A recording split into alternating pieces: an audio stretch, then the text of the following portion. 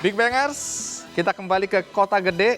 Cerita tentang Mas Yuli Kusworo dan teman-teman pengrajin di sana serta anak-anak muda kreatif yang menjadikan Kota Gede sekarang lebih dari sekadar kota kerajinan atau kota tempat pengrajin benda-benda yang terbuat dari perak, ya.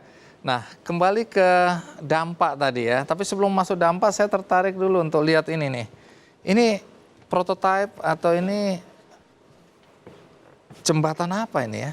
Ya, ini sebenarnya jembatan bambu, tapi bukan di Kota Gede. Di mana Jadi, ini? Arkom kan mendampingi kampung-kampung kumuh juga di beberapa kota. Nah, setiap hasil pemetaan yang dilakukan oleh warga itu selalu ada perencanaan, ada masalah yang muncul. Nah, masalah yang muncul itu kemudian coba dibuat mereka merealisasikan atau mencoba mencari solusinya. Nah, salah satunya mungkin seperti kampung-kampung di bantaran sungai nggak ada akses, mereka coba membuat jembatan bambu. Ini di mana ini? Ini di Sambirejo. Sambirejo itu di mana? Di Yogyakarta juga. Jogja. Di bantaran Sungai Gajah Wong. Ini hasil kreasi dari teman-teman arsitek yang tergabung di Arkom. Ya, jadi kita itu kan teman-teman Arkom ini kepingin mengenalkan kembali material lokal yang sebenarnya dekat dengan masyarakat yang sudah ditinggalkan. Bambu mungkin cuma sekarang masyarakat memikirkannya untuk kandang ayam, gitu kan. Padahal lebih dari itu sebenarnya nilainya. bisa dipakai untuk jembatan, kalau diawetkan untuk bisa tahan 25 tahun. Nah, ini coba kita lakukan, kita kembangkan supaya masyarakat sadar bahwa ternyata pakai material yang bambu yang ada di sekitar mereka pun bisa dibuat. Ini sudah dibuat belum? Akan dibuat 2017. Akan dibuat 2017. Tunggu apa lagi? Tunggu dana atau tunggu Ya, apa? karena dananya kan di masyarakat ini kita ngumpulin dana dari tabungan. Oke. Donatur sudah ada. Ini mengangkat satu kekuatan sebuah daerah, ya kan, diangkat. Paling tadi yang soal bahasa Inggris mungkin harus diangkat, karena bayangkan Bang Andi, misalnya di Jogja lagi ada acara internasional, ada conference 1 hari, pagi-pagi datang ngobrol sama tamu pentingnya, misalnya tamu negara. Ini kan bisa dihasilkan dalam 1 hari ya.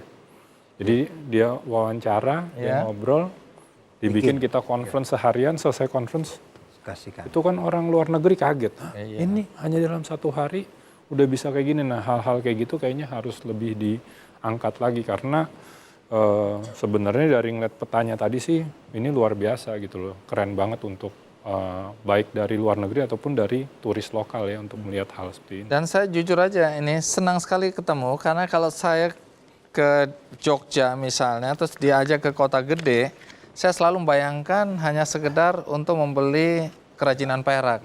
Tapi hari ini saya baru tahu ternyata banyak sekali tempat yang menarik untuk dikunjungi ya. Ada Joglo, RHD, Angkringan, Pera Apri, Madusari, terus apalagi Kaleng Bu Kalang Bu Esti. Kalang Bu Esti itu apa? Kalang itu tipe rumahnya. Oh, tipe rumah. Jadi kita bisa lihat ya. Ya, tipe rumah Indis gitu kan. Oh, menarik. Tipe rumah Joglo gitu. Termasuk makan-makanannya ya. Betul, iya. Iya, atau seberapa menariknya Kota Gede ini?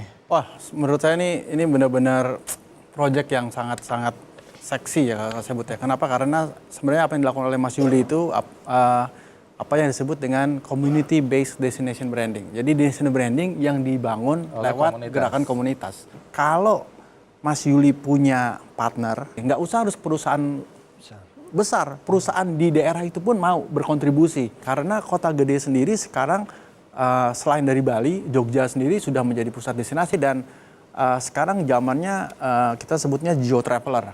Orang udah backpacker, bukan nggak punya duit loh, emang gayanya begitu. Dan mencari tempat-tempat yang kayak begini, dia nggak mau lagi hotel bintang 5 yang dicari. Udah bosan. Nggak menarik, hotel di mana-mana bersama ya. Bahkan bisa tidur di rumah kampung aja, itu bagian dari experience yang mereka mau beli. Instagramable. Instagram. Nah, ini yang dilakukan. Ada itu. Kalau saya mau tinggal di kampung-kampung di desa-desa, bisa terima, sudah bisa belum? Sekarang belum bisa. Tapi salah satu tadi kan kita menemukan bangunan tradisional. Nah, jumlahnya nggak sedikit, Mas. Ada banyak, misalnya ada 150-an gitu kan. Bangunan yang ada di yang tidak termanfaatkan atau tidak tereksplor. Gitu. Terus diapakan itu? Nah, itu yang sekarang kita baru mencoba, apakah mungkin ada teman-teman pengrajin atau warga yang mau menyediakan 1 atau 2 kamar, kemudian direnovasi bareng-bareng dengan teman-teman mencoba memulai dana konservasi. Nah, dana konservasi itu untuk kayak giliran merenovasi rumah kayak gitu. Tapi Mas Yuli harus bekerja sama, nggak bisa jalan sendiri. Community base sendiri nggak cukup kuat untuk urunan. Sekarang urunan bikin jembatan. Hari ini Crowdfunding. ketemu Bang Andi langsung, oke jadi besok saya jadi. Kalau nggak ketemu saya ini mungkin 40 tahun belum jadi. Ya, jadi kita perlu itu dan perlu partnership yang lebih banyak. Kolaborasi. Yang menarik ini kan biasanya kerajinan-kerajinan tembaga di kota gede itu kan desainer internasional masuk ya. Jadi ini hanya pengrajin hanya mengerjakan, tapi sekarang pengrajin didorong untuk juga mendesain ya. Nah setelah didesain ini ada perubahan harga nggak? Misalnya tadi kalau cincin gini yang setelah didesain oleh teman-teman pengrajin itu akhirnya dijual berapa sekarang? Berapa Mas Abri? Cincin Ambil contoh misalnya cincin ini harganya jadi berapa? itu sekitar 500. 500-an ya. Oke, sebelumnya ini. hanya upah kerja aja ya. Iya. Kayak seperti ini sebelumnya kalau hanya bekerja mungkin berapa Mas Abri mengerjakan seperti ini tapi nggak desain.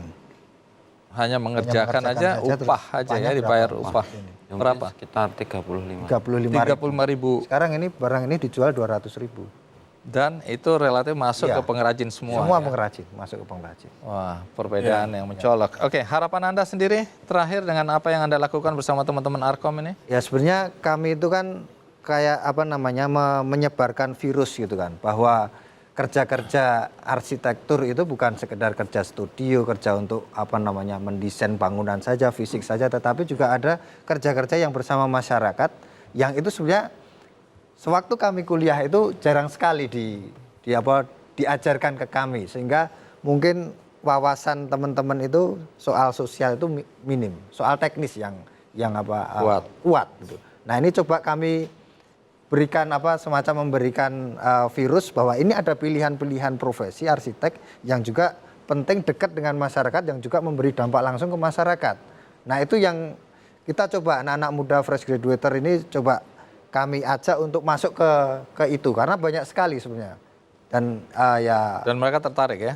mulai banyak tertarik sejak mungkin 5 tahun terakhir menjadi pilihan, kemudian mereka magang ikut mau masuk ke kampung dan seterusnya itu. Baik. Mengerjakan seperti ini. Iya, menarik ya. Kita berikan aplaus dulu. Mas Yuli, terima kasih. Mas Apri juga terima kasih ya. Sudah hadir di acara Big Bang Show. Sudah berbagi dengan kami semua, penonton juga. Penonton semangat. Do more, do good, Big Bang.